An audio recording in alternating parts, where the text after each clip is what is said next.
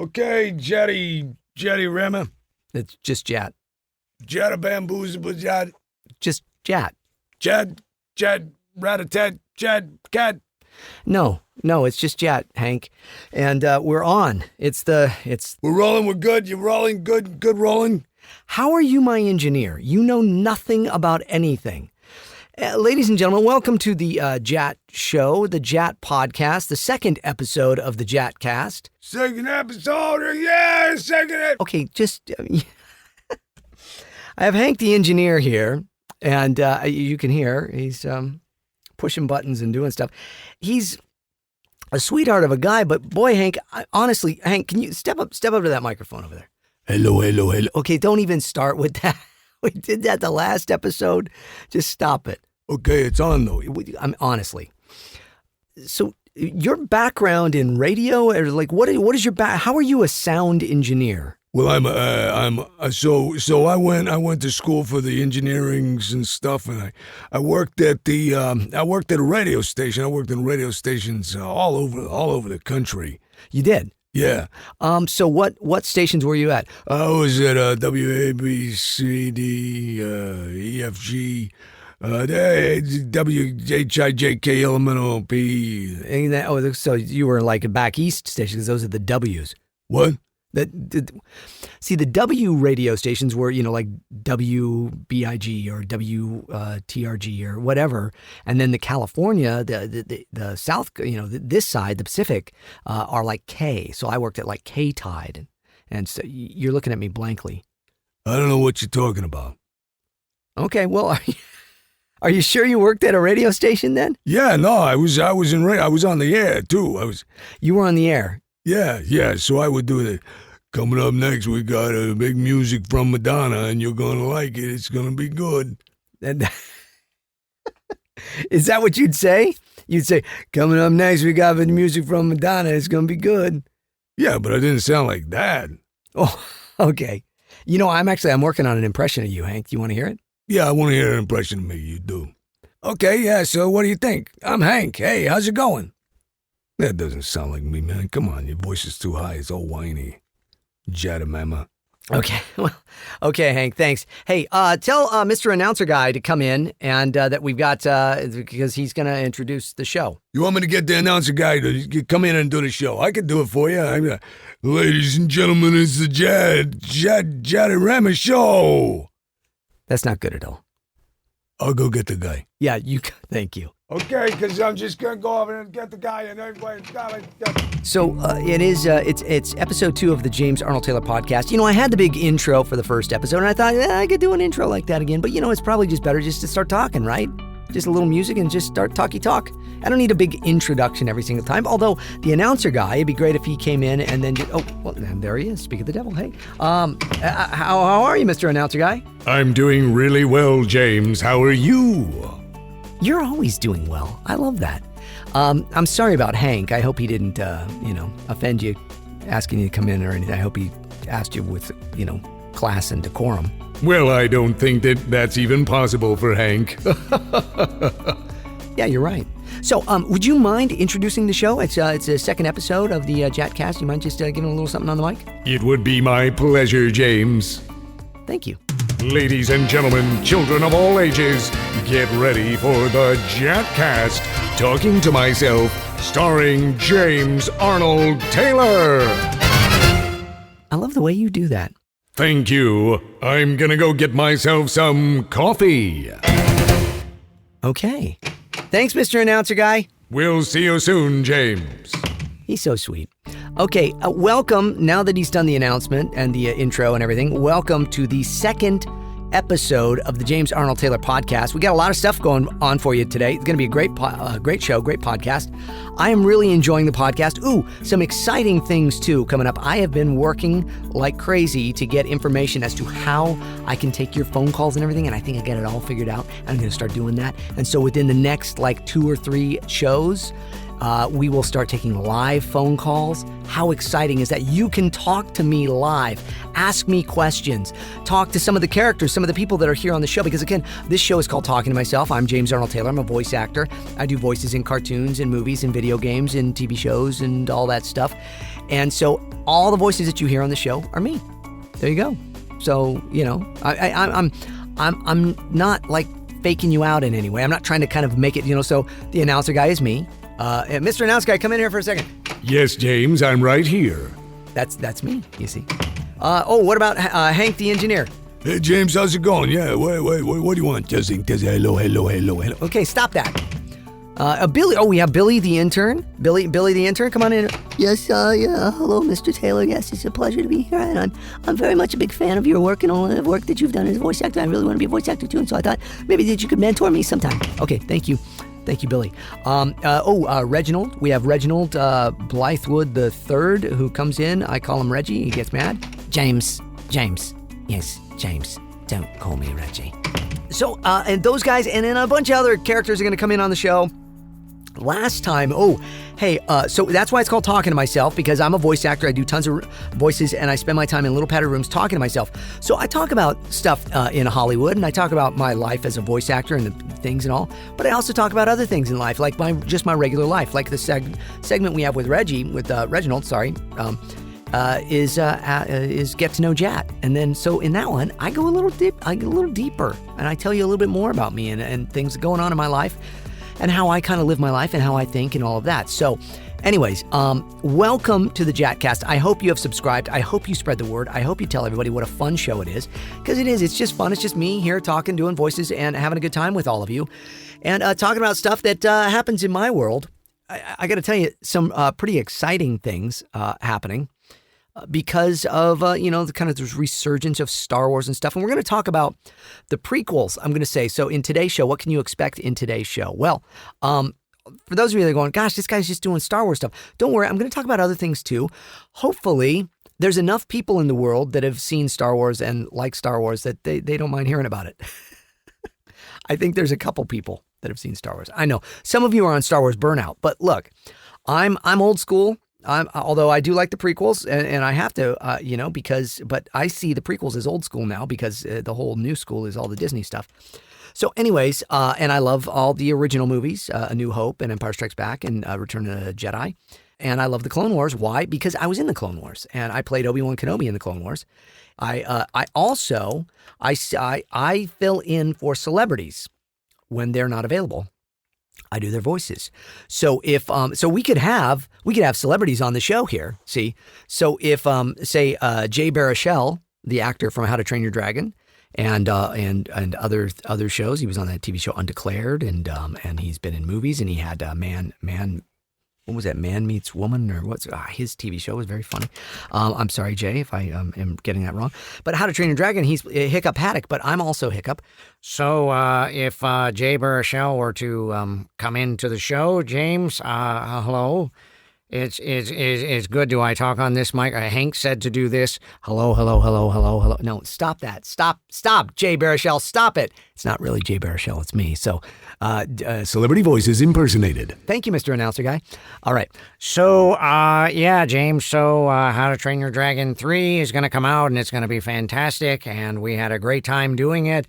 And you do my voice sometimes when I don't do my voice. How do you do that? Well, I just think of you. I picture you in my head, Jay, and then you kind of come out of my mouth. It's weird. It's not like a little action figure pops out, boop, and hi, I'm a little Jay Baruchel. It's not that. It's just, Oh, yeah, because that would be strange. But, okay. All right, well, I'm going to go back to Canada because I don't really like it here in Hollywood. I've heard that about you, Jay. Okay, thanks for coming by. So you see, that's Jay Baruchel just stopped by. Look at that, pretty good. Who else could we have come by? I don't know. We could have anybody come by, because anybody that I do a voice of, that is. We could have Andre the Giant come by. Hello, James. Anybody want a peanut? So there's Andre the Giant, because I'm Andre the Giant's voice double. So let's see, I double for Ewan McGregor, obviously, and Johnny Depp. We could have Johnny Depp on the show, and he starts talking about everything, and his kind of affected semi-British accent, and, he's somewhere in a castle right now, love. Yeah, so there you go. So Johnny Depp could come on the show, and who else? Oh, we could have David Spade come on. Hey, James. Yeah. And you are... I'm James Arnold Taylor. And nobody cares about you. Okay, bye-bye. Michael J. Fox, Christopher Lloyd. I've doubled for both of them. Christopher Walken, Paul Reiser. I mean, many different people. You're going, James, just do the voices. See, I don't always do the voices when I say the names. I could, though. Anyways, that's talking to myself. That's what I'm going to do here. That's what we do. And so we're going to talk about the prequels today on the show. And we're going to also talk about some other things. We're going to take your emails that you've sent in to jamesarnoldtaylor.com and clicked on the JAT show and done the drop-down menu and everything. I should get the announcer guy to do all that again. But so if you've sent me emails in the past asking me questions, I'm going to answer some of those questions like we did in the last show. And I'll have an interview segment coming up later where I actually do talk to somebody else besides me. And maybe, I don't know, I had Obi-Wan Kenobi on the last show. And who should I have on this show? Johnny Test? We could invite Johnny Test in. You never know who's going to show on the JAT show. Okay, anyways. All right, so there you go. Now I'm making more rhymes. It's the JAT show. I tend to be one of those people that tries to be as positive as I can. In fact, I wrote a book about staying positive and pursuing your dreams. It's called JAT 365. And I think we should make this episode sponsored by my book, JAT 365, 365 Daily Inspirations for the Pursuit of Your Dreams. And it is adapted from the social media of James Arnold Taylor, JAT, me. That is me, JAT. You can follow me on jamesarnoldtaylor.com. You can go to Twitter and Instagram and at JAT Actor, J-A-T Actor, and follow me. Please do.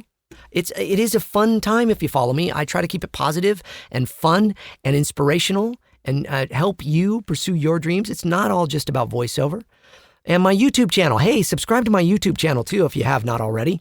Just go to YouTube and search for James Arnold Taylor. You'll find my little picture.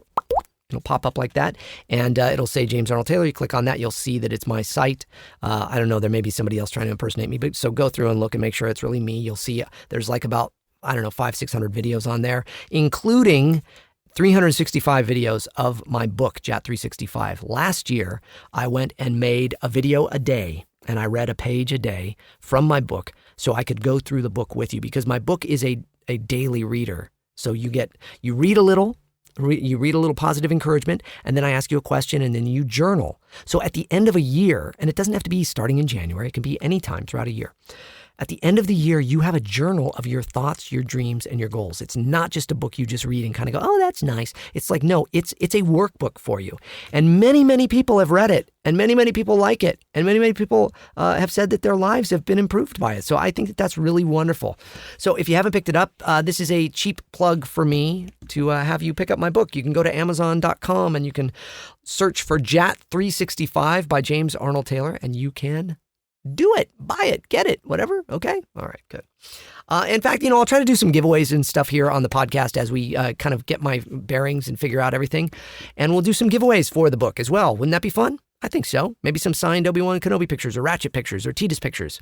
Who are you a fan of from all of my characters? Again, I'm a voice actor. I am the voice of Obi-Wan Kenobi on Clone Wars. Jedi Master Plo Koon as well. I'm the voice of Johnny Test, who's 11 years old and totally awesome. As well as Dark Vegan, the Beekeeper, Mr. Mittens, Hank Anchorman, and a bunch of others on Johnny Test. I was Leonardo the Ninja Turtle in the 2007 movie TMNT. I'm Ratchet from Ratchet and Clank. Hey, Clank. I'm Tidus from Final Fantasy. Listen to my story. This may be our last chance. Ha ha ha! Yep, that's the laugh. Okay, there you go. We'll do a whole episode on the laugh. Trust me, we'll talk about Final Fantasy. Today's episode is going to be another Star Wars one. Why? Well, because Star Wars has been a big part of my life for the last 18 years. Before that, now I'm 49. I saw Star Wars A New Hope when I was 7. So for 42 years of my life, Star Wars has been a big part of my life. I've enjoyed it quite a bit. And for 18 of those years, I have been closely involved in it, hosting events, interviewing pretty much everybody in the world of Star Wars, and then, of course, being a actor in the world of Star Wars and voicing Obi-Wan Kenobi for over 100 episodes and one movie, countless video games and toys for about almost 18 years now, voicing Obi-Wan, bringing life to his voice. And so I feel as though, that's pretty darn amazing, and I am humbled and thankful to all the folks at Lucasfilm and now Disney for allowing me to be a part of that world for so long. And Clone Wars is coming back, and that's exciting.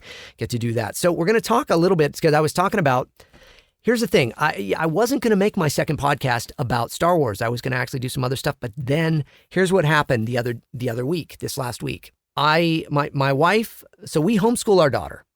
And so every year my wife does this, and I'm sharing this with you so you can, if you're a homeschooler, you can take this in. This is a great thing my wife invented or came up with, or whatever you want to do, that she does. I guess you wouldn't say invented. It's just something she came up with. She goes away for a couple days, and she usually goes off to a retreat center, like a Christian retreat center. There's a lot of Catholic churches that have and stuff. We are not Catholic. We are Lutheran, actually, but a lot of Catholic churches and stuff have these like retreat centers where anybody can go, and you can just get away and kind of get in touch with nature or get in touch with God, if that's what you believe and such, which is what we believe. And so there's place, and then you can even get a room and you can stay. So she would go with a girlfriend or two, and that are all homeschoolers. They would get away for a few days, and they would plan the curriculum for the coming school year. So this is what my wife does. So every year in August, because we start school in September, because my wife and I both grew up in a time when you got actually 3 months of summer. And so we give our daughter 3 months of summer. That's how we are. We are an actual certified accredited school. We're a homeschool. We are a academy, and we have all the appropriate licenses and everything. And so we teach our daughter. And so we make the school year is a set amount of time. But so in August, my wife goes and plans what the curriculum will be for the coming year for my daughter. So she gets away and she does that for a few days. And so now it has grown. And now she has all these other women coming, and they go to the cabins of this. They actually go to a camp that my wife went to when she was a kid, and it's a beautiful, beautiful camp way up in the mountains up in Santa Barbara, and they have cabins, and they got a fire pit, and they've got a space to play games and a swimming pool, and it's a camp. And she grew up going to camp every year, so she rents some cabins out there, and her and all the moms that homeschool within our community, they have a big homeschool community out here where we live, they all go up there for a few days, and they get the year's curriculum ready for their kids. So my wife did that.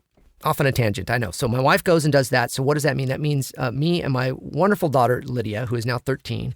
My daughter is just a beautiful, wonderful human being. We adopted her from China when she was 8 months old, and she's changed our life. Adoption is a wonderful, life-changing thing. If anybody listening to this is thinking about adopting, it is a wonderful blessing in your life.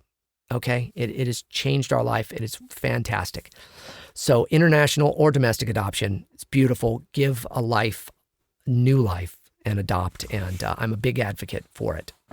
So my lovely daughter, Lydia, and I end up having daddy-daughter time to hang out. And she's 13 now, and she still loves hanging out with us, which is great. So her and I are like, what are we going to do? So we go out to dinner, we go and, we play games, we play marbles. My daughter loves marbles. I taught her marbles when she was really little, and she remembered that. And so now she loves playing marbles with me at night. So we play marbles at night, and then we play Go Fish, and then we play games, and we talk and laugh and have a good time. And so she was like, let's watch movies, because my wife, she's not a huge movie person. Like, she loves to fall asleep to a movie. She loves when I watch a movie because she likes to fall asleep while I watch the movie.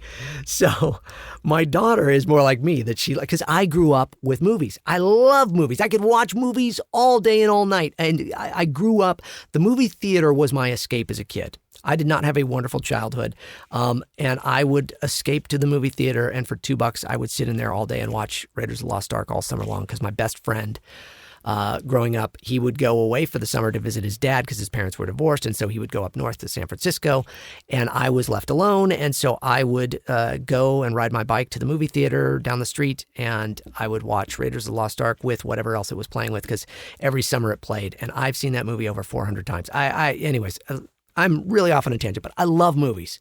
I love movies. I love movie theaters. I love going in. I hate that the experience has changed a little. It's not as cool anymore. But anyways, and we have a big screen here. We have like a projector and a big screen that comes down and all of that here. So we have kind of our own little movie theater. So my daughter's like, what movie are we going to watch? And, you know, she's like, you know, we've been talking about watching the prequels for a long time. And she grew up with Star Wars. My daughter, as I mentioned in the last podcast, she has grown up with all of the actual Star Wars celebrities and all the people, and then watching clips and being part of Star Wars weekends and Star Wars Celebration. And she knows everything there is to know about Star Wars, but she has not seen every one of the movies yet. And I know, Obi-Wan Kenobi's daughter hasn't seen the prequels. So I said, let's do it. So we watched The Phantom Menace. Now, look, I'm going to take a sip. A little sip of tea. I hope if you have a beverage, you enjoyed a little sip of your beverage right then. Well, I did as well. I know many people that are Star Wars fans that do not like the prequels. Some of you hate the prequels. Some of you have a disdain for the prequels. And some of you love the prequels. Some of you really like the prequels. Some of you appreciate the prequels. Here's the deal. When I first saw them, did I love them? I don't know if I loved them. Okay, I didn't. But I appreciated them. Over the years and being involved with all of it for so long. Now, I was involved. I was Obi-Wan Kenobi while the prequels were still being made. That's, in fact, how I became Obi-Wan. So when I say the prequels, I guess I should say more specifically Episode 1 was the one I always kind of had an issue with. I liked Attack of the Clones, but I really loved Revenge of the Sith. I really did. And of course, I was already Obi-Wan at that point. And I saw parts of it way before it even came out because I was doing the video game of Revenge of the Sith when the movie was being made. And so they were showing me scenes, you are my brother, Anakin. You know, you are the chosen one. So I had to match him and everything. So I've always loved that movie. I think it's a great, really great movie. And Attack of the Clones, again, I think is really pretty good too. And the Episode 1, I was always kind of like, well, you know, I accept it, you know. But I watched it with my daughter, and I got to tell you something. It was a lot of fun. It was a lot of fun. So here's the thing, because again, as I mentioned at the beginning, I'm a positive thinker, and I am try to be an optimist because I am not naturally a positive thinking person. I am not naturally an optimist with some things in my life. And so I fight against that. And so I have really worked to try and not be that because I find a huge difference in my life being optimistic, being positive. Okay. So, you know, sometimes we can get on our high horse. Yeah, it's a stupid movie. You know what? Watch it with a kid. Watch it with someone you love that is a kid that has a wonderful kid's imagination. And you're going to go, you know what? This is a pretty fun story. This is just fun. And the other thing is watch it now after all the new Star Wars movies have come out and everything, which, you know, everybody's always asking me about all of them. I'm not going to really get into that much, but I will just say this. This is pure George Lucas Star Wars, okay?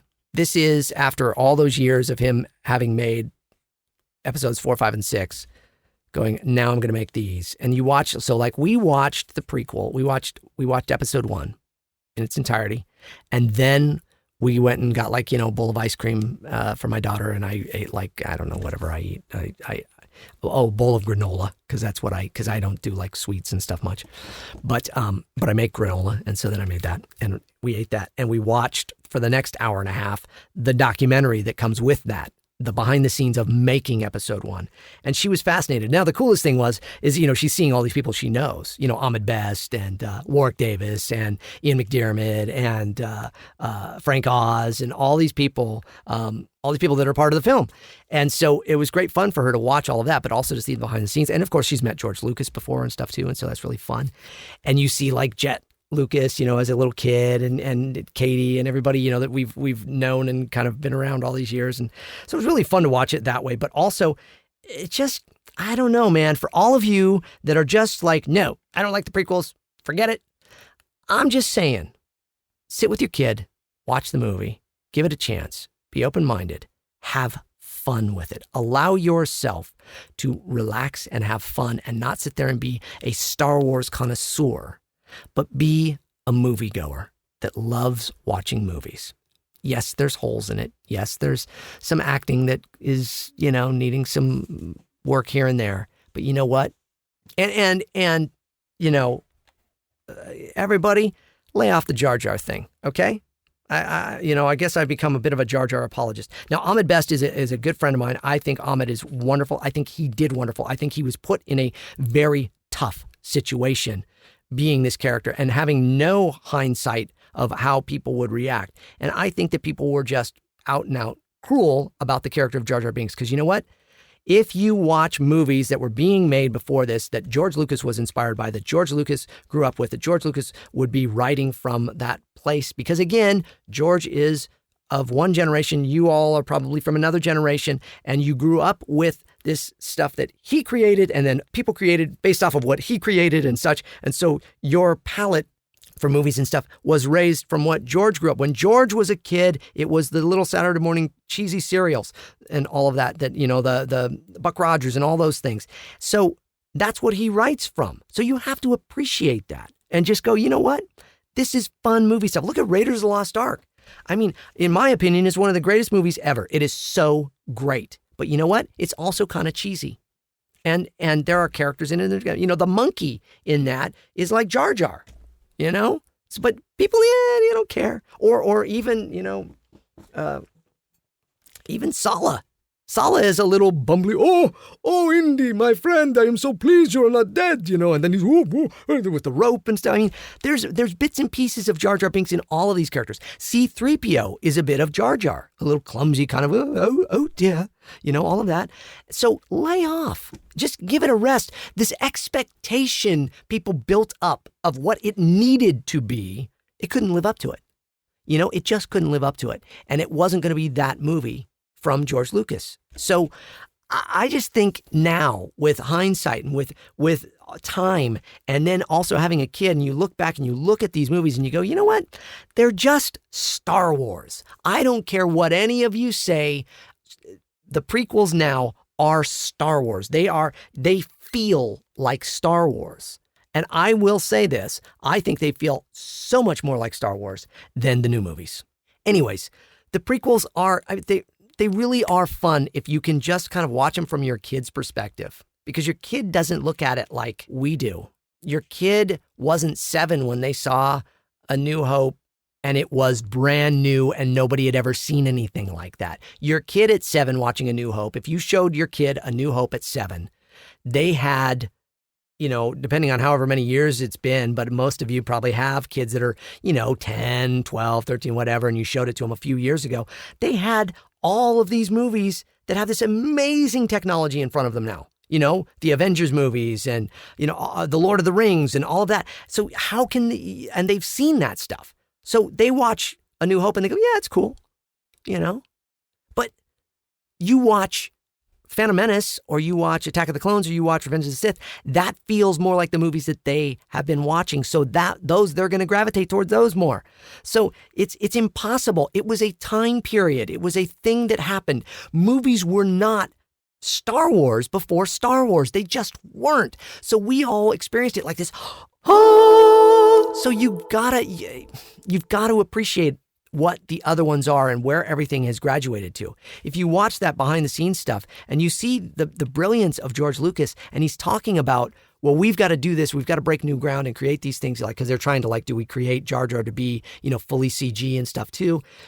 And he was saying in there's a line in there where he's talking about, we have to get this right because we know that all the other movies that follow from this, not just our movies, but other people are going to want this technology and they're going to want to put it in their movies, and then it's going to graduate and change. And everything this man has done has made movies the way they are. We would not have these Avengers movies. We would not have even the Lord of the Rings or any of these movies. We would not have Gollum looking the way he did if we did not have George creating this stuff beforehand with, and his people, his money, his Lucasfilm, sound, vision, everything. It is all because of what happened there.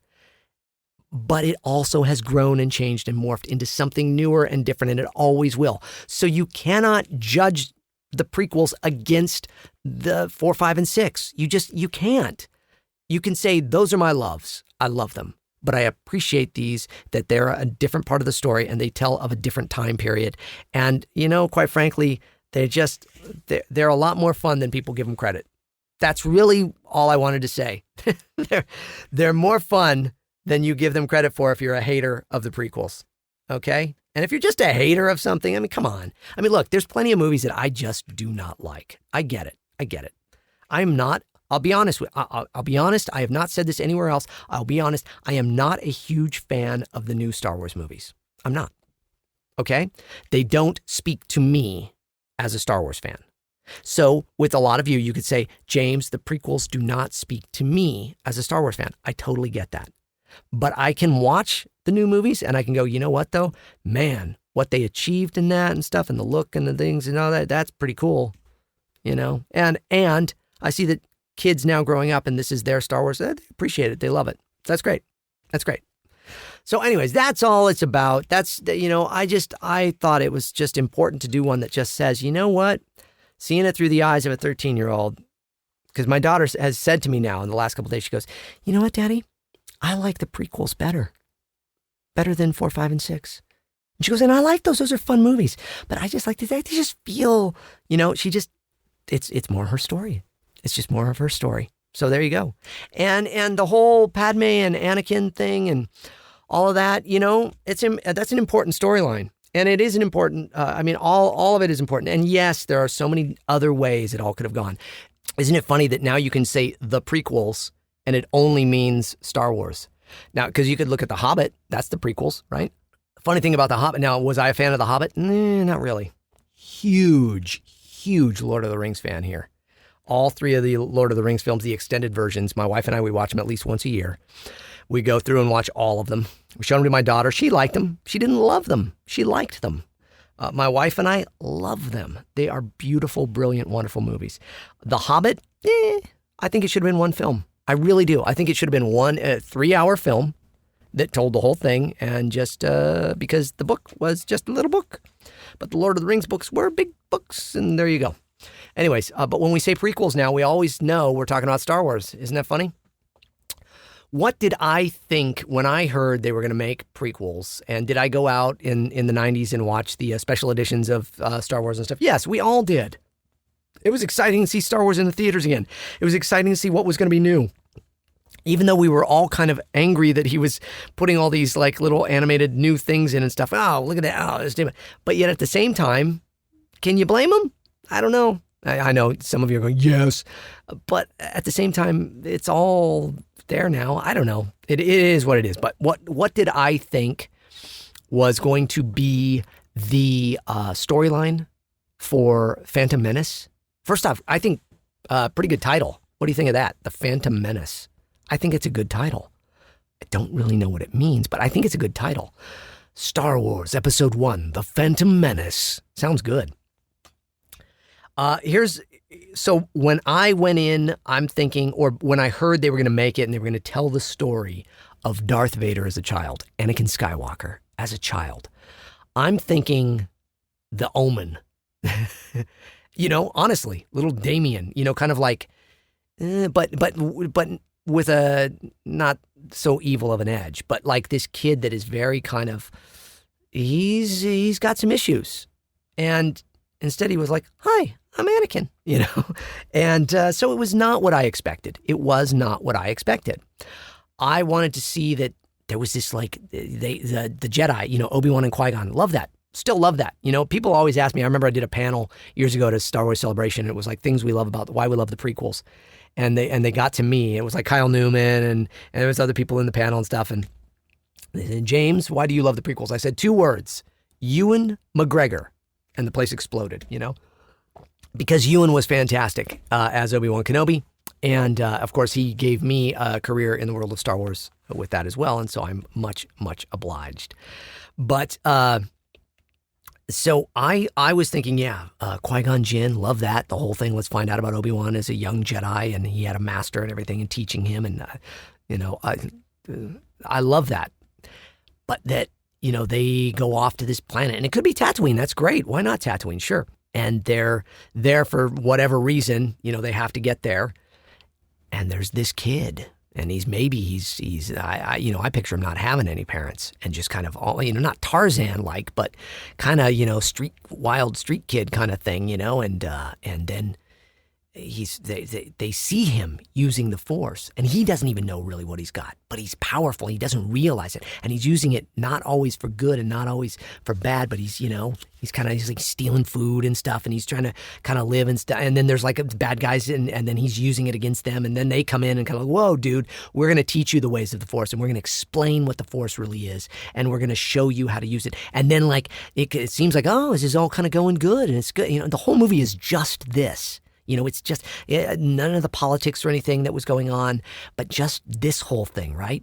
The whole movie is them discovering this kid, befriending this kid. They are then, finding out about him, finding out about his past, where he came from, all of this stuff. It's kind of mysterious. And they think he's kind of with them and it's good. And then he kind of turns on them. And then they kind of go back. And it's a little back and forth. And they're like, we've got to really be careful with this kid. And then they take him back to the Jedi Temple, and Yoda and them, and they're all. First off, also, let me just say this, by the way, really kind of silly in the Phantom Menace when they say he's too old. He's like a little kid. Come on. Anyways, okay, so I digress. But anyways, because Yoda said the same of Luke. Well, it should have been the very first, because Luke is like 50 compared to Anakin. All right. No. Anyways, so back to James's version. So they take him to the Jedi Temple, and I'm kind of making all this up as I go along here. So, but this was all what's kind of been kicking around in my head all these years of what I thought it would have been.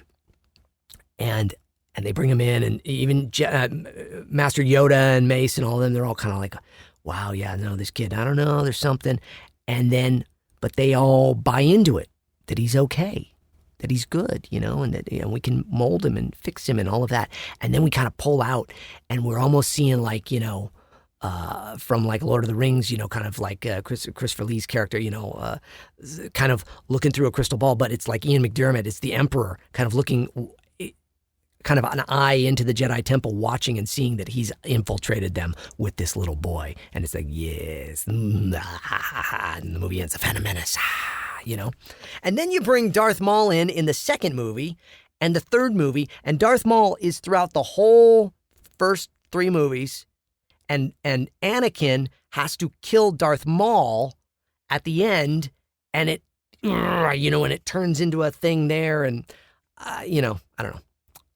Those are my thoughts, because we all have our thoughts. Look, I'm fine with the prequels the way they are. I accept them as how they are. That's canon. That is what it is. I'm just saying it's fun to talk about what I think, or what anybody else thought, they could have been, or what they should have been, or what, I have thoughts about what they could have done with the new movies too, which are very different. I mean, my thought of Last Jedi was completely different than what it was, and so there you go. So kind of making this one an all kind of Star Wars-y kind of thing, but do not fear. If you are listening to the James Arnold Taylor podcast and you're not a Star Wars fan, I hope you haven't turned it off already. But I hope you know that the next episodes will be, I'm going to talk about Ratchet and Clank. I'm going to talk about Final Fantasy. I'm going to talk about Marvel and DC and all the other things I work in. I'm going to talk about other things that are going on in my life and just my own personal life and stuff that I do and all that. So join me for more of them. Let's take some questions. You can email me at jamesarnoldtaylor.com. Go to the JAT show button up in the top right corner. Click on that, then go down to the drop-down menu and it says choose a topic. Please choose a topic. And please make it JAT Cast or the James Arnold Taylor podcast one. There's a little drop down for that. Submit your questions there and I will get them. Take a look, and if there are good questions that I feel I can answer, I will answer them here on the JATcast, which is what I'm going to do right now. Okay, let's see. Ask JAT question number 1 comes from Tara or Tara. I don't know how you pronounce it, but it's T-A-R-A. Some people say Tara, some people say Tara. Suffolk. Tara Suffolk. Tara Suffolk.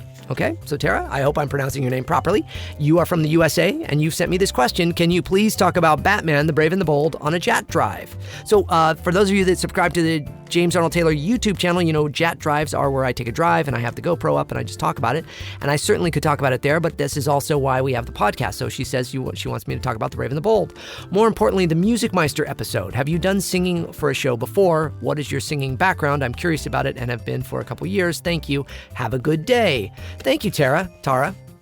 See, I can't not say both because I don't know how you pronounce it, but I want to pronounce it right for you. So, Batman, the Brave and the Bold. I don't know if anybody saw that show. We did 2 seasons. It was a fantastic show. little hot tea I'm drinking, sorry. And I played Green Arrow, and I played Guy Gardner as well, who was a Green Lantern. And that was basically like a Dennis Leary type voice. Yeah, Guy Gardner, you're a tough guy. And Green Arrow was pretty much just this, my regular voice. So there was an episode that was a musical called The Music Meister. And it was pretty great. Neil Patrick Harris played the Music Meister because he's an amazing singer and performer, and he also does some voiceover. And, Neil Patrick Harris, of course, he played Doogie Howser, and he was on How I Met Your Mother, and he's a very talented Broadway performer, magician, writer, producer, director. So he played the Music Meister, and we had a lot of fun. I was not in the studio with him, but we had a lot of fun doing that and creating the music for that. The folks that created the music for that did a fantastic job, and we just had so much fun. I have sung before. I do sing from time to time. If the check cashes, no. And I've sung everything from the national anthem at a Dodger game on Star Wars night and God Bless America to singing on other cartoons. Sure, I've sung on plenty of Disney shows where I've sung as my characters. I was a skunk that had no smell on My Friends Tigger and Pooh, and I sang a song there. I've sung just countless, actually, songs and things on different Doc McStuffins and things like that. I also sung on the radio all the time for parody songs and things that I did on the radio. And I everything from Def Leppard to The Doors and Bono and Tears for Fears. I've sung sound-alikes for all of those things and Coca-Cola commercials and things. And so, yes, I sung as Green Arrow, and the last song, I sung throughout the chorus of most of the songs on The Music Meister. Pretty much every song in there, I'm in the background singing. But specifically at the end of the show, there's a song that I do with Black Canary, which is, of course, voiced by Gray Delisle, who is a beautiful, wonderful singer. Gray is a musician. She actually is like a Grammy Award-winning singer. So no pressure at all for me to be singing alongside her, but we sang a song at the end that was very fun. I've got it in my head right now. But so if you don't know it, go to YouTube and check out the Music Meister, Batman the Brave and the Bold, the Music Meister, and you can see Green Arrow singing, and you can hear me singing there on that. You can also see it on my, if you go to my JamesArnoldTaylor.com and check out my demos, my new animation demo. It's the very last thing on the demo there. You can hear me singing. So we had a lot of fun that day. Andrea Romano, who is the fantastic voice director, directed us through the singing on that, along with the composers of the episodes. The Brave and the Bold theme was done by Andy Sturmer, but Lolita, forgive me, Lolita, if I'm pronouncing your name right, Ritmanis, and then Christopher Carter did the music, and they are wonderful. They were so fun. Lolita and Christopher were so much fun to work with. They were so kind, because I am not, I'm not a trained singer by any length. And they were so wonderful to help me through that. And because I think there were some notes at the end, that ended up being too high, and I changed it and stuff. And so we just had a blast on that episode. And when it came out, it was so fun. And now at Comic-Cons and stuff, they do sing-alongs. And I actually went to one and sang my part, which was a lot of fun. So that was great. So thank you, Tara Suffolk, for asking that question there. Great question. Let's see. Now, this is an interesting question here from Mark Kohler. And Mark is from the United States. And he asked, "Hi, James. I was wondering if you could help me find a voiceover school in Southern California. There's so many, I don't know which one to choose." Well, I didn't know there were any voiceover schools in Southern California or anywhere else, Mark. So I'm surprised to hear that. A voiceover school. I don't know. I know of people that teach classes. Certainly in Los Angeles, a lot of voice actors teach classes. Everybody from Richard Horvitz to Steve Bloom, and all in between. There's many, many people that teach voiceover. People have asked me if I would ever teach it. I teach classes occasionally from time to time at the Don LaFontaine Voiceover Lab, which I am a board member of. But actual schools that teach voiceover, I am uncertain of that, Mark. I'm sorry, I don't know the answer to that. I really don't. Okay, and the next question, it comes from Ryan Burton. of the USA. Ryan asks, says, "Hi, James. I'm a big fan of your work.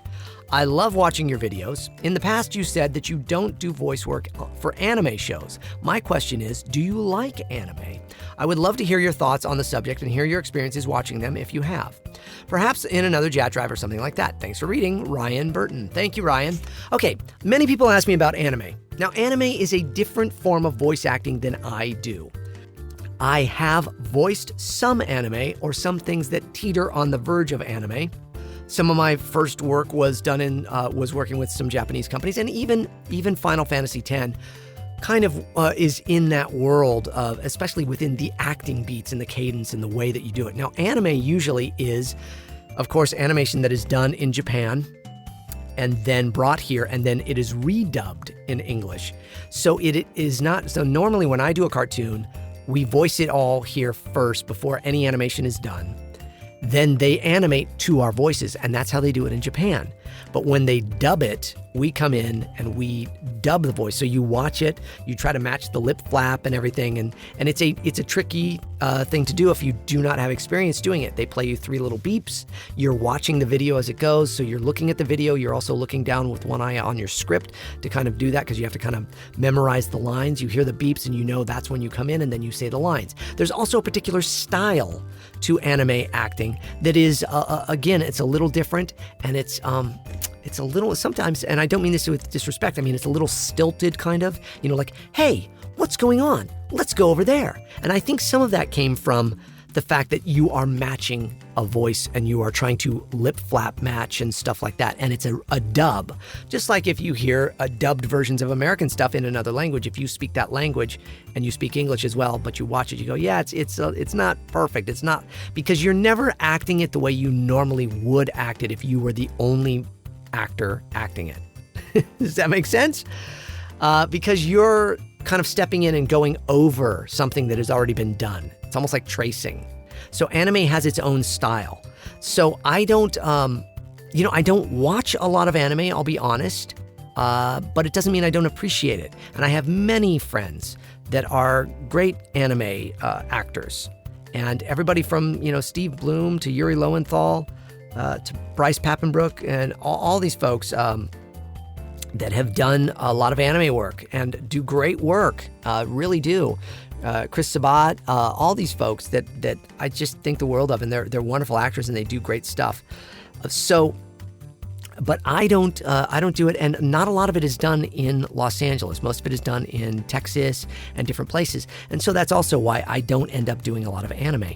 If it came to me and I was asked to do it, and it was a project, where they were like, oh, we'd love to have you on it, I certainly would look at it and see if it was something that fit my, the character and the work I do.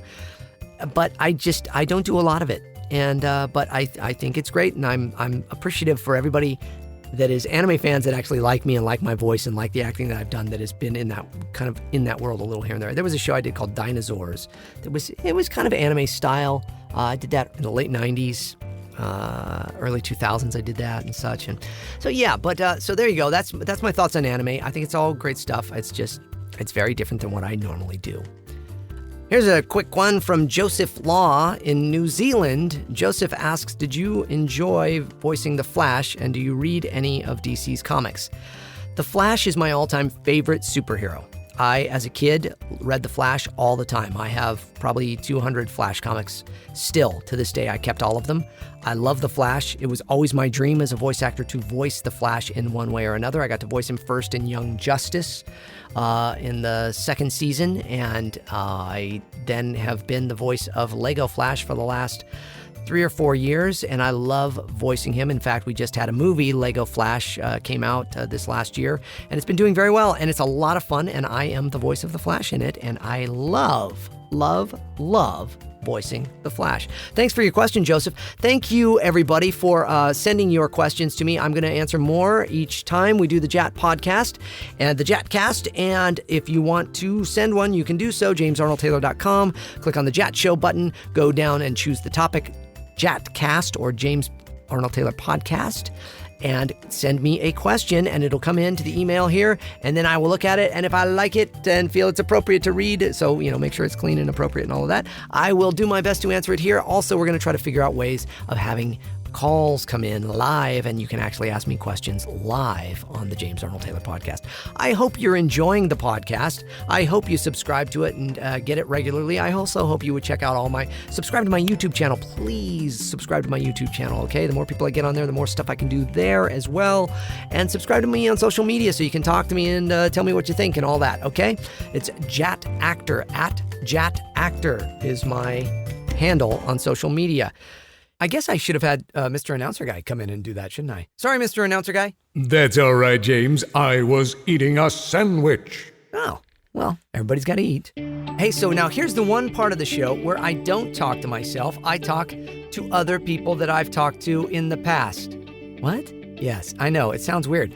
This is the part of the show where I play you a snippet from one of the many, many, many, many interviews I've done with many, many different people in many, many worlds of Star Wars. Well, I know it's all probably kind of just Star Wars stuff. But last time we had a little interview with a snippet from my interview with Frank Oz. Today, let's go back and do a piece from one of my other favorite people in the world of Star Wars, Sir Ian McDiarmid, the voice of the Emperor. Now, Ian and I go back as far as Celebration, was it 5 or 6? When I interviewed him the first time. And that was the first time he ever really did like a big interview like that, either on the main stage at a Star Wars Celebration. So it was really exciting, it was really fun, and it was really nerve-wracking at the same time because I didn't know how he was going to be, if he was going to like me, know me, care about me, or anything. And and he's very proper and lovely and wonderfully well-trained and all of that. And so we're on this big stage. This was in Orlando, Florida, and I am hosting the main stage of Celebration for the first time that year. And I was going to be interviewing Mark Hamill, Carrie Fisher, and Ray Park, all the Boba Fetts, Warwick Davis. So many. I was on stage with George Lucas. We had Seth Green and all of his folks doing stuff for Detours and selling all of that stuff. And of course, hopefully Detours will come out at some point, at some day, and sometime, in some world. And so Ian McDiarmid was one of my first interviews. I think it was actually, like first day or something we did that. So this is a clip of me and Ian chatting, having a little chat with the Emperor. So take a listen to Ian McDiarmid on the James Arnold Taylor podcast. So now, if I said 2 words to you, I've heard you talk about this before. If I said "great nose," would that mean anything to you? Yes, that takes me back to the very first time I met George Lucas. I was in a play at the Royal Court Theatre in London, which is a very small theatre, and I was playing an American, a very well-known American, or rather a version of him, Howard Hughes. In Sam Shepard's play, Seduced, he's called Henry Hackamore in that. And I was very old in that. I had the long hair and the fingernails, and I was surrounded by 2 charming handmaidens and a guy who connected me to my life support systems. And the casting director of Star Wars, Mary Selway, who was a remarkable woman, sadly no longer with us, saw that show. And I got a call, my agent got a call, one lunchtime, saying George Lucas would like to meet Ian. That was all. And a car will arrive shortly. Well, I was looking outside the window, and the car had already arrived. So welcome to the Star Wars universe. Yeah. So I got in, and when I went down to the studios, it was lunchtime, and George and Richard Marquand, the director, as you all know, of Return of the Jedi, were having their lunch, and they just started shooting. So I thought, well, they must have cast everything by now. This is very strange. Anyway, we didn't talk about the picture. We didn't talk about movies. I can't remember what we talked about. Lunch, probably. And it was a nice interview. And I thought, well, it'd be nice to have met George and Richard. And I'll just go home now. And as I was going out of the door, George said, "Hey, great nose." Which is important. I know, which is very nice. Yeah. But later on I realized what he meant. But I thought, well, my actor's instinct told me that maybe something was happening. And when I got back home, the phone was ringing again, and it was my agent who said, "You've got the part." I said, well, that's great. What's the part? He looked up his notes and he said, he's called the Emperor of the Universe. I said, okay, I guess we'll be doing it. And that's how it all started. And of course the nose, because then, that's yeah, well, the really nose was what the we only see. thing that wasn't a prosthetic, really. And obviously they could save on the budget. I think that it was as simple as that. So it was nice to see. And then the voice, now originally in Empire, Clive Revill had done the voice. So you were asked to kind of match his tone and sound at first, or was it? Yeah. I was a real novice to the whole Star Wars world, really. I'd seen the first movie, New Hope, as we now know it, but I hadn't seen Shameful, The Empire Strikes Back. But they gave me a tape, and I saw it, and I said, well, who was that? Right. But they said, oh, well, it's this actress in a sort of monkey mask with Clive Revill's voice. And Richard Markman said, if you can get sort of close to Clive's voice, maybe George will let you keep yours. I had no idea it was going to be taken away from me. I thought, my God, is there a surgical operation halfway through the movie I should know about?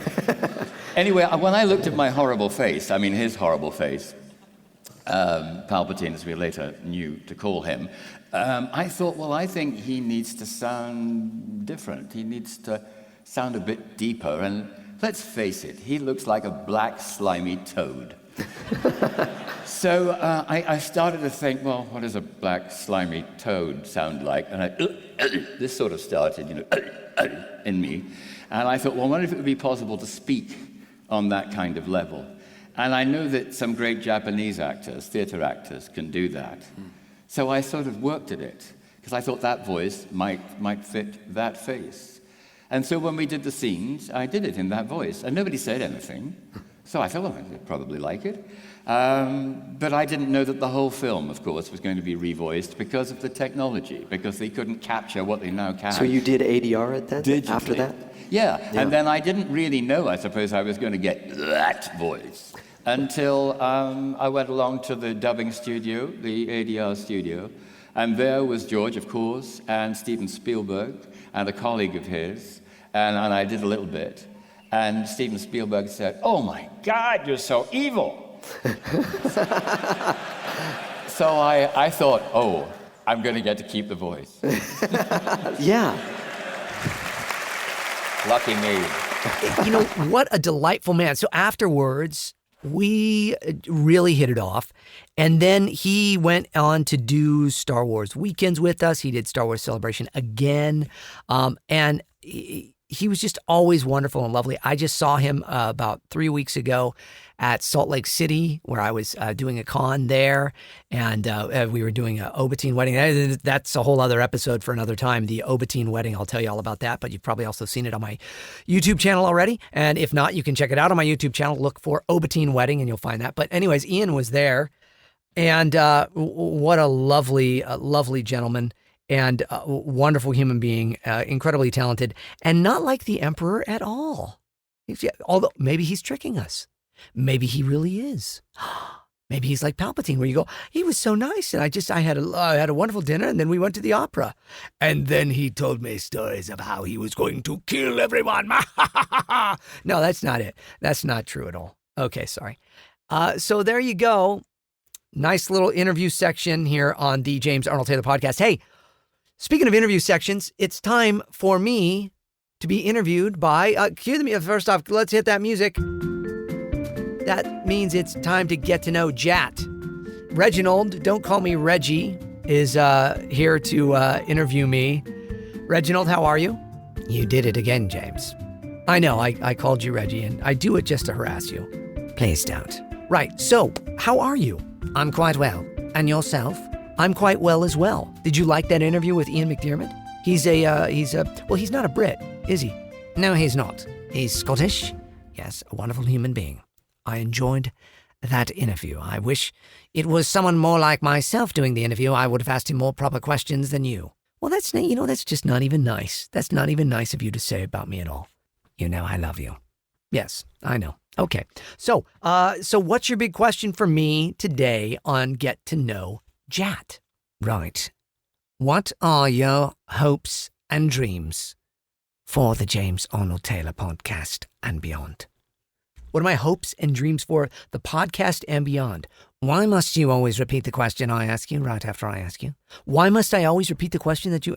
Stop that. You want me to stop that? Oh, now you're frustrated. Okay. Now, my hopes and dreams for this podcast and beyond are...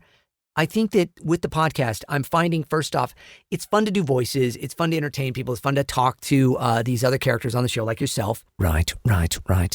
But ultimately, my goal in this is not just to entertain people, but to inspire them to see what they themselves can pursue and do and achieve within their own lives. So I like this segment of the show because it gives me the chance to kind of talk about the other things that aren't just kind of pop culture thing. You know, we talked about the prequels earlier in the show. We talked about, we took Q&A from people writing in and stuff about, you know, things that I've done voiceover wise. But I like my own personal life.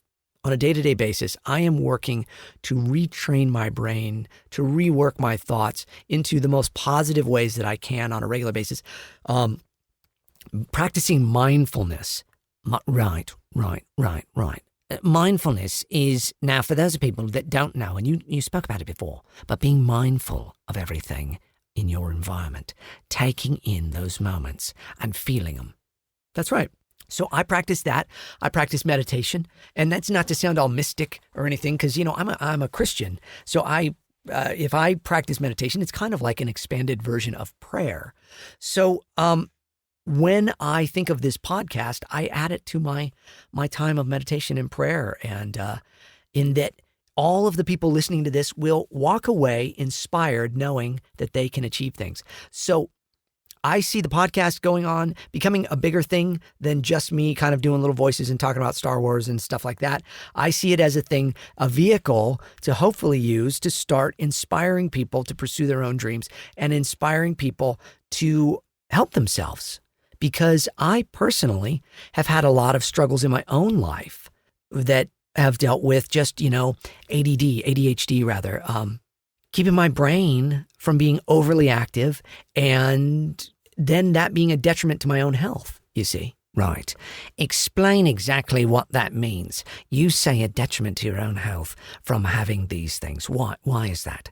Well, as you get older, your brain not wanting to turn off all the time can actually be a detriment, and it can cause issues in your health and stuff because you start to worry, you start to internalize, you start to take everything in, and you never shut it off. And so your body gets kind of stuck in this mode they call fight or flight. Right. Fight or flight is the kind of that old way of thinking, you know, way back in the old, our ancestors, if they were being chased by, say, a lion, they had fight or flight kicked in. They had to survive. We now, in this world, even though, yes, there are dangers in this world, we don't have to deal with as much of the fight or flight. That's right. You know, I mean, they say, really, I was reading this in a book recently that was saying that, you know, that's like 0.0001% of your life where you're truly in a state of true fight or flight, run for your life type of thing. Yet we spend, you know, 99% of our time kind of in that high beta, as they call it. The brain has all these different waves, the beta, the alpha, you know, waves. And we should be in regular beta, and we are always in this high beta state, meaning we're just too amped up. Technology and all this stuff. Now, granted, you're all listening to this podcast. You're listening to it, you know, on your smartphone or in your car or on your computer or whatever. And we're on technology. And so there's part of me that kind of struggles with this, Reginald, because, you know, in order for me to kind of put my message out there, I have to kind of engage in social media, engage in all of the technology that is all around us that I'm wanting everybody to kind of take a break from. Right. It's a bit of a catch-22 for you, but at the same time, there is time to take and get away. So what can they do after they hear the podcast? What you can do after you listen to this podcast is you can put it all down for a while. Take a break. I encourage you to go outside, go for a walk. Every night my wife and I, we go for a walk in our neighborhood. Now we're very blessed to live in a place where it's a beautiful neighborhood and we can walk around. There's people walking their dogs and stuff. And there's a golf course and we walk through the golf course and stuff after the golfers are done at night. And we watch the birds and we watch nature and all of that. But, not everybody has that. But wherever you live, even if we're gone, if we're on vacation or we go to like New York City or someplace, you get out and you walk and you take it all in. There's always time to get out and live and breathe in nature too. Now, sometimes also though, yes, because I see you're nodding. You're not. What are you? You're nodding. You're not naughty. You're nodding. Yes. I'm nodding because, of course, being from Britain, you've got a lot of rain. You've got a lot of weather. Other people have snow. They can't just get out and walk, James. And now, of course, we're in the fall. We're going to go into the winter and all of that. Right. But you can take moments to get out and breathe and get away from the devices. And that's really it. So my goal for this podcast would be that it doesn't overtake people's lives. No, I don't know, because that's the trick. I want people to listen to the show, but I want people to get off of their devices. I want people to stop being on their devices all the time. You don't need to check your phone all the time, okay? If you're listening to this podcast right now and you're checking your device, you're checking your email, you're checking your stuff, stop it. And I'm going to guess I at least caught one or two people. No, stop it. You don't need to be on these things all the time. That we are becoming addicted to this stuff. And what we're doing is we're retraining our brains to be addicted to these things. And that's not good. So use this podcast as an influencer for you to stop doing so much of this, if that makes sense. I actually think it does, James, because people can take what they want from different things and you use that and you put it aside. Right. So I have my time on my device. I get home, I take a look, I check things, I text, and you were telling me you were having this conversation with your daughter about it. Right, because we got my daughter a cell phone for the first time, and she's 13, and we felt that was way too young for a cell phone. We really did. Right. But most of her friends already had them, right? But yes, like 10 years old, 11 years old, 12 years old, have cell phones, even younger, some of them. And so, but she goes to ballet and we need to communicate with her. Sometimes she's out early or they run late. That's really what it is. And it's just down the street from us. It's a few miles down the street, but still she's able to then communicate to us. And then also see all the ballet. They do the Nutcracker. They do these big presentations and all the girls then are on their little text loops. And, she was like the last kid in this entire school that did not have a cell phone. And everybody was making fun of her. Now, we didn't do it for peer pressure, but we did it to allow her to kind of be a part of all of that too. So she has, rules and restrictions on it though. So she knows that look, 4 o'clock each day, that's my time to kind of send some texts. And for a half an hour, she can spend some time texting and stuff. But we've also had to teach her, you do not need to then reply every single time somebody bling, that comes up and you get a text. You can do it later in the day. Most people, with me and my friends, you and I, Reginald, right, I would never text you. You've texted me a couple times. Right, maybe a couple times. But anyways, go ahead. No, so if you text me earlier in the day and ask me a question, you're not offended by the fact that I don't get back to you until 2 or 3 in the afternoon later or something, right? I'm offended by anything you do. But no, I'm not. No, I kid. I'm not. That's right. You're not offended. I'm not offended by it either. If I text somebody in the day and, I don't expect them to just be right on it. So we all have to get off of that. We don't need to check our email all the time. We don't need to check our social media all the time. We don't need to take pictures of all the food we're eating. We don't need to post everything about our lives all the time. It just doesn't need to happen. So my hope and dreams for this show and beyond kind of go into that, in that I want to try and create media and things and really kind of what I see as a ministry to the world, showing everybody the things that we can take breaks from and the things that we can take in the world, so we all can become more balanced human beings. Because if you're like me and you end up having something like ADHD or something, these things just add to it. And they just add stress, and they add to your environment that you don't need. You need to learn how to sleep and rest and eat right and all of that. And that's what I hope to accomplish as well by bringing some of that into the show as well. Right, I think we're going to even talk more about food and all of those things in a later podcast. That's right. I've looked at your cheat sheet. Don't look at my notes, James.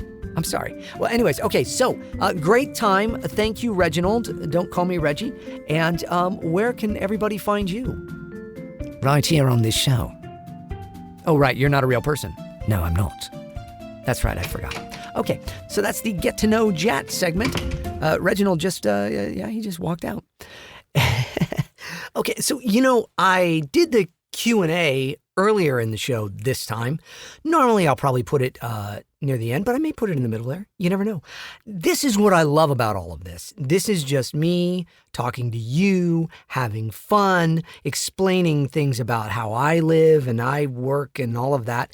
Now, I will say that, I want to talk about voiceover for a bit because voiceover is one of those things that I think most of us take for granted. What do I mean by that? What I mean is you hear voices all over. I hear many voices in my head. Let's see what I did. Okay, never mind. But we kind of take it for granted that there's always just these kind of voiceovers. Like when you explain to somebody that doesn't know what voiceover is or had never really thought about it, and then you tell them, this is what I do is I go in and I do the up next, coming to this, or use only as director, or this or that or the other. Or I'm the voice on the commercial, or I'm the voice in the cartoon. They go, I guess I never really thought about that there's somebody like on a microphone somewhere in a little padded room saying those lines. And you go, yeah. But most of you that are listening to this show do think of that because many of you want to be voice actors. So, we've covered that in the Q&A and stuff too about voice acting and what do you do. And of course, my YouTube channel is a resource for you. And that's why I created all of these videos. There's many videos on there that are taking you into my voiceover booth at home here at the home studio and just showing you what it's like on a session. Because for me, here's the thing. So many of you are like, I want to take classes. Do you offer classes? Would you teach classes? Would you do that? Who do you recommend? And there are wonderful classes. I'm not besmirching. I like to use the word besmirching. I'm not besmirching. I said it again. Classes. But I feel for me personally, the best way to learn something is to watch it. So that's why I created the channel. Give you those opportunities to watch me working in the booth with different directors, different producers, different ways of going and doing things. And it just shows you how it is. And that, I think, gives you great experience. I really do. That's how I learned when I was a kid and I got into radio. And I would just go in and I'd watch the DJs who are now like my old friends who I love dearly, Terry James and Jane Asher and Mark Avery. All these wonderful people, Roger Mayer, Russ Motla. These people, they helped form me by me watching them in the studio. These were radio DJs that I worked with when I was a kid. When I was 17, I got into the local radio station and I would watch them. And then within a short amount of time, I had my own show because I was watching. I just watched it all. Nobody said, I'm going to sit down and teach you how to do this. I watched it. And then I would go in the production room at night and I would try it myself. And then I figured it out. So for me, if you are naturally inclined to something, you have a love for something, you will do whatever it takes to figure it out.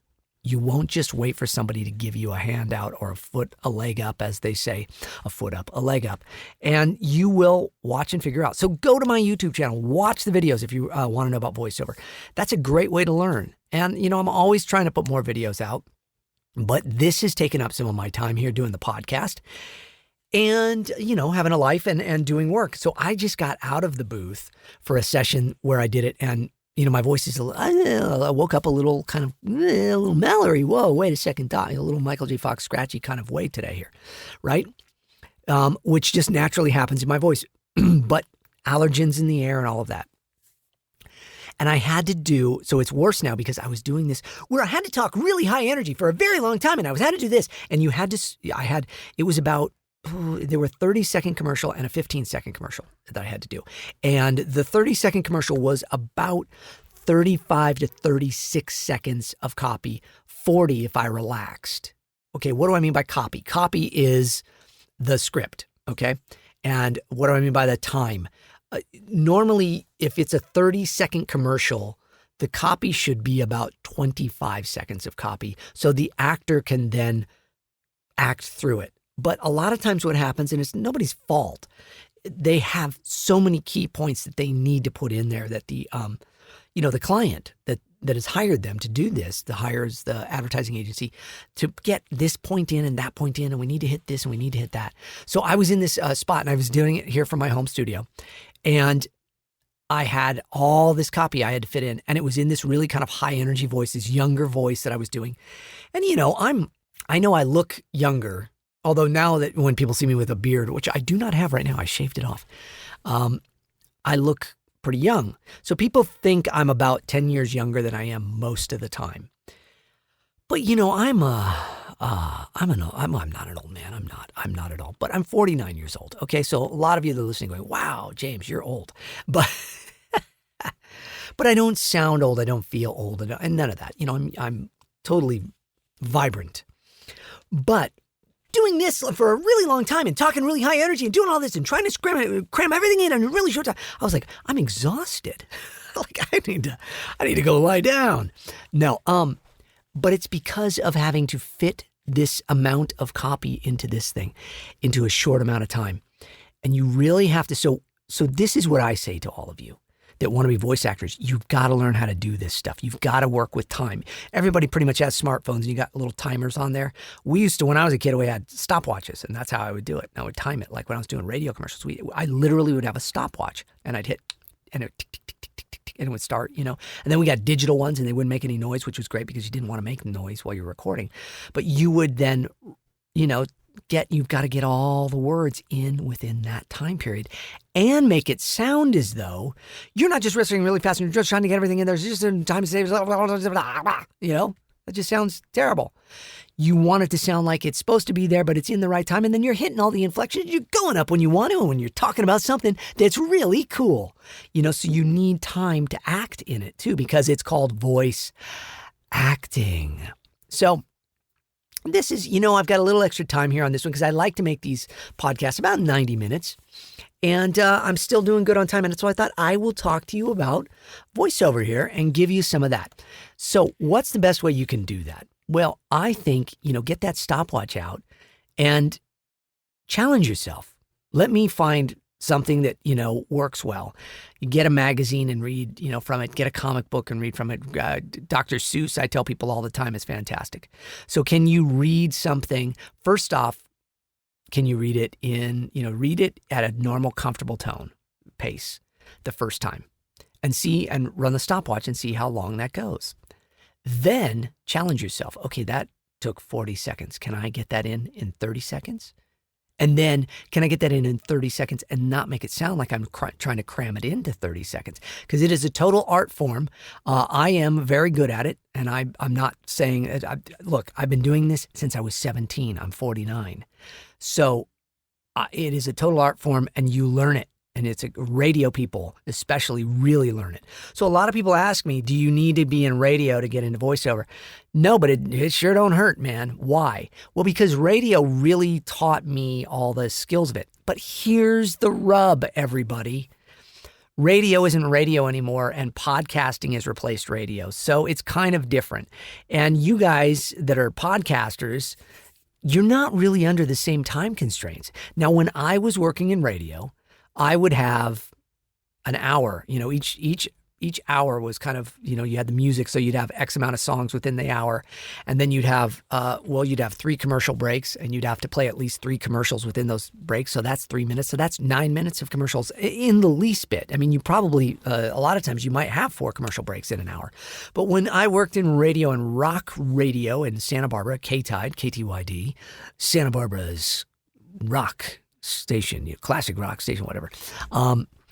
We did what we called a 40-minute free ride. Now, what does that mean? It means it was 40 minutes of commercial-free music. This was huge back in the 80s, man. This radio station was the coolest thing in the world because we did 40-minute free rides. The first 40 minutes of the hour, there was no commercials, right? So you're like, oh, dude, I can power through, get my jams on. Because we played some awesome music. So it was a rock and roll station. It was a classic rock station. And, in contemporary, we played, whatever was going on anything from like In Excess and Billy Idol to Led Zeppelin, Pink Floyd, Creedence Clearwater Revival, all in between. So really hip, fun, great stuff that I grew up listening to. Boston, Chicago, all the other places that are bands. Those are band names. Journey, ELO. Ooh, ELO. I was in the car earlier today listening to ELO, my favorite ELO album, Out of the Blue. Man, that's a good album. If you don't know ELO, you got to listen to ELO. If you all have like Spotify or Apple Music, take some time. This is also, see, this is just kind of the free-for-all James. I'm talking about all sorts of things here for you, but take some time and listen to some classic rock and roll. ELO, man, these guys, Jeff Lynne is a genius. He's a musical genius. He really is. And he was the sound behind that. It was like what the Beatles were doing in the late 60s and early 70s of their careers, like pumped up even more so with technology and synths and everything. It was like inspired by the Beatles. Jeff Lynne was so inspired by them. And so anyways, we would play music like that, but I would have to do commercials. Now, I didn't do commercials live. I would pre-record them, but I was the radio station's production director, which meant what? I made the commercials. I wrote and produced all the commercials that went out there. Well, most of them. And any of the in-house ones I did. And so that means I got really creative. And I came up with all sorts of things. And I would do voices and people talking to themselves. That's what like I do on the show. So if it was like one guy, that was talking to another guy, I'd be like, hey, man, how's it going? I'm doing good, bro. How are you? Cool, man. You should try these. There was like a Killer Dude sportswear or something like that. So I was like, oh, man, that's killer, dude. And the other guy was like, yeah, dude, right? So, and then I'd have the announcer come on. And then the announcer might be this guy. So, I just needed to have voices. But it all needed to come in time, you see. So that really helped me learn the art of speaking within set time periods. And you have to do these things. So like the promo work that I do for Fox and stuff too, that's all has to fit within a certain time parameter, you see. So, like I have 3-second promos, I have 5-second promos, I have 15-second promos, I have 10-second promos, I have 20-second promos, I have 30-second promos. They don't generally go longer than 30 seconds, but that's what you have to do, and you have to fit it all in there. So if you follow me on Instagram and stuff, you can check out, there's tons of old videos of me doing this stuff on Instagram and everything. You can hear those and see those. A lot of fun. You should check it out. You should check out all of my stuff. Don't make me use a Jedi mind trick on you, okay? You will check out all of James Arnold Taylor's stuff. Do you follow me on Twitter? Do you follow me on Instagram? Do you follow me on Facebook? I don't care if you follow me on Facebook. There's no offense to the Facebook people. I love you all. But the people that are on Facebook, not the people that made Facebook. I don't have any feelings one way or another for them because I'm not a big Facebook fan. I really am not. But I like Twitter quite a bit. I find it very easy. And I know a lot of you are like, Twitter's so, 5 years ago. Maybe it is. I don't know. But I'm an old guy, so remember. But Instagram, here's what I don't like about Instagram.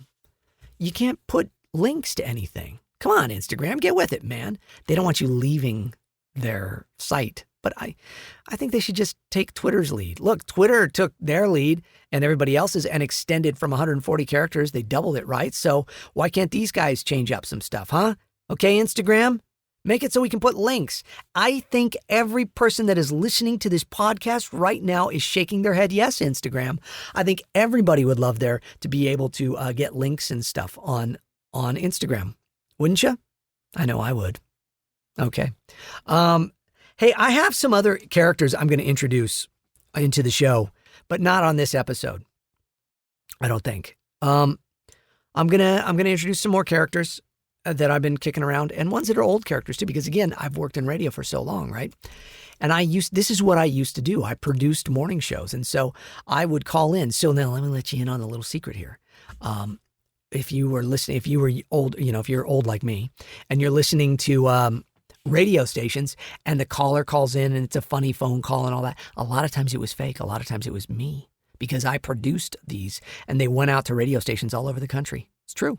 So the DJ would be like, Good morning. It's 7:10, 10 minutes after the hour, 7 o'clock. You got to be somewhere by 8 o'clock. You got 15 minutes to get there. Good morning. Let's take a look at traffic. But first, let's take a phone call. Hey, who's this? Yeah, this is Tom. Hey, Tom. How you doing? I'm good. I'm wondering if you could pull a joke on my buddy Jack. Jack? Sure. What's Jack's a prankster, is he? No, actually, I'm the prankster.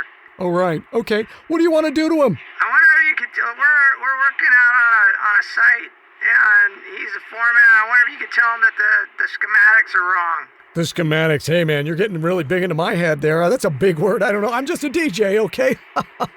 Okay, let's give him a call. And then they would, they'd do a commercial break or whatever, and they'd come back and they would call Tom's friend, Jack. Okay, we're calling Jack, and we're going to tell him that there's been problems with the schematics on the plans that they're working on with Tom. 7:15, 15 minutes after the hour.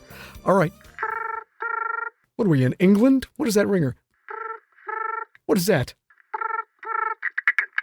Yeah, hello? Yeah, is this Jack? Yeah, it's Jack. Who's this? What do you want? Jack, we're calling to let you know that I am Girth Blanstein. I'm calling from the City Directory Government Funding Foundation Fund. Huh? Anyways, those schematics that you're working on that plan there, down there on the site that you're working on, Yeah, what about him? they're wrong. What? What do you mean they're wrong? I'm telling you, man, they're totally wrong. They're upside down. They're wrong. They're bad.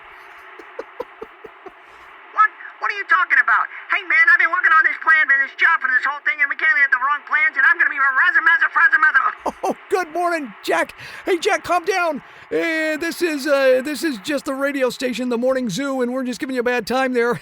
Your buddy Tom put us up to this. Tom? Oh, that guy, I'm going to get him all. Oh, he's going to be buying the drinks later tonight. Okay, good morning to you. Stuff like that. No, it would be, we would do these fake phone calls. We call them candid phone calls, and we would do all that sort of stuff. And so it was a lot of fun. So I would produce them and write them, and there'd be a script, and the DJ would then put his voice in the place for the DJ, and then the people's voices would be like me and my writing partners and people and other actors we'd hire and such. And we'd do all that, and then we'd do fake commercials like on Saturday Night Live, and we'd do fake bits, and I'd have characters that would come in like Hank the engineer, Hey, yeah, how you guys doing? Yeah, let me check that thing. That would be like something I would do. Anyways, there you go. And we'd have people that would call in and stuff, so it was a lot of fun. And it was for the premier radio networks that I worked for and did that, and they were a radio syndicator. All of that goes back to voiceover and timing and characters and just finding it. So that's why radio for me is a good thing to do and to learn and to know and to have in your hip pocket. So and radio isn't as much of a thing now, so try podcasting, all right? Podcast. Get used to hearing yourself. Get some headphones on, get a microphone there, and start hearing what you sound like and start challenging yourself to, figure it all out if you're somebody that really wants to be in voiceover.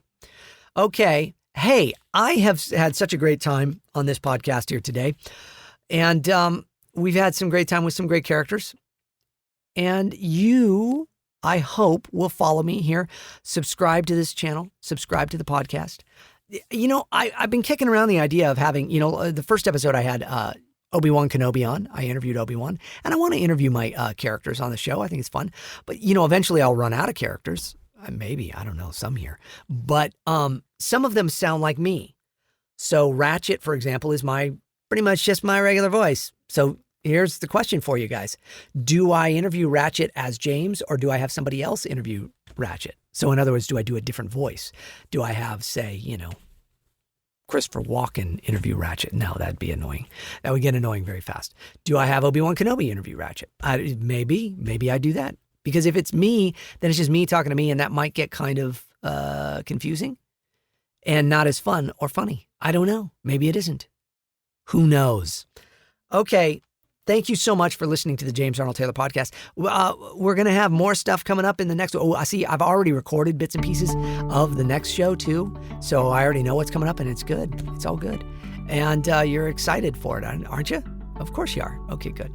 Hey, please follow me online. Go to my website, jamesarnoldtaylor.com, and click there for all the links and stuff to different things. If you want to send me an email and you want to have a question on the show, you can do that. Mr. Announcer Guy has told you all about it before, too. And you can do that. And you can submit questions, and I might answer it on the next podcast. You never know. And sooner or later, we're going to do your own questions live. I know I've said it like 12 times in this episode already, but there you go. It's going to happen. The James Arnold Taylor podcast, talking to myself. This is me talking to myself, talking to you in my little padded room here in my home. And I thank you for listening to me. Follow me on Instagram and Twitter at JAT Actor, J-A-T Actor, J-A-T Actor. and Facebook, and subscribe to my YouTube channel, James Arnold Taylor. Go to YouTube and search James Arnold Taylor, and then you'll see my picture pops up. It's a little picture of me in front of a bunch of microphones, and I'm adjusting my tie, I think. Follow me, subscribe to that, okay? The more people that subscribe to that, the cooler, the better, right? Yeah, I think so, because then I can start getting sponsors, and then, maybe I can do some other stuff on there. All right, okay. I've talked long enough. You've listened to me much, much too long, I'm sure already. Thank you so much. God bless you. I really do truly pray for all of you that are fans of my work and that follow me and listen to me and watch my stuff. And I thank you so much, because without you, I am just a guy in a little padded room talking to himself totally, and nobody cares. But you all care, and that's what makes it important, and that's why I believe in you, and I'm praying for you, and I thank you from the bottom of my heart. I mean it sincerely. Thank you so much for listening to the podcast. Mr. Announcer Guy, take us out. Talking to Myself, the James Arnold Taylor Podcast is a production of Yumigo Inc., recorded at JAT Studios. Engineered, written, recorded, and produced by, you guessed it, James Arnold Taylor. All voices are parody and should be construed as entertainment only. All music and sound effects used with permissions and licenses through Backtracks, Digital Juice, Production Tracks, and Partners in Rhyme. James Arnold Taylor's Talking Myself, the Podcast. Copyright 2018, all rights reserved.